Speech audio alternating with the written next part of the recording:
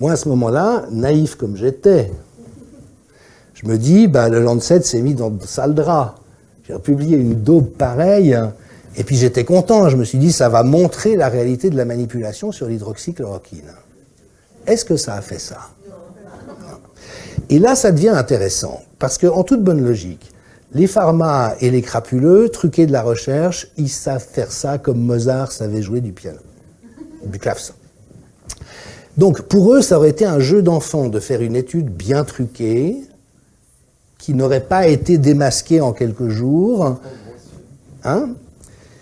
Et en toute bonne logique, je ne peux pas croire que ces gens soient bêtes au point de sortir une escroquerie totale qui leur éclate à la figure en 3 jours. Donc, c'est quoi ce truc qu'on a vécu? Et là, il y a une autre compréhension qui émerge, c'est qu'en fait, c'était une bombe à fragmentation. Parce que quand le faux, repéré et démasqué comme du faux, continue d'avoir le même effet que le vrai, à ce moment-là, vous voyez, même en l'énonçant, il y a un truc qui se scinde dans notre psychisme.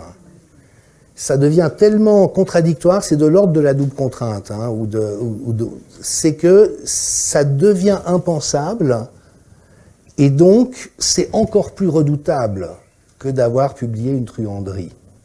Et en fait, j'ai l'impression que c'était un moment très fondateur de ce qu'on a vécu, qui est juste un dynamitage des repères qui sont ceux sur lesquels on peut s'appuyer pour créer un acte de résistance.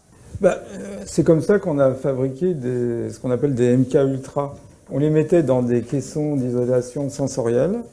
On leur mettait des gants pour qu'il n'y ait aucun contact. Juste, c'est des études de la CIA sur les manipulations mentales de l'être humain, pour ceux qui ne connaîtraient pas.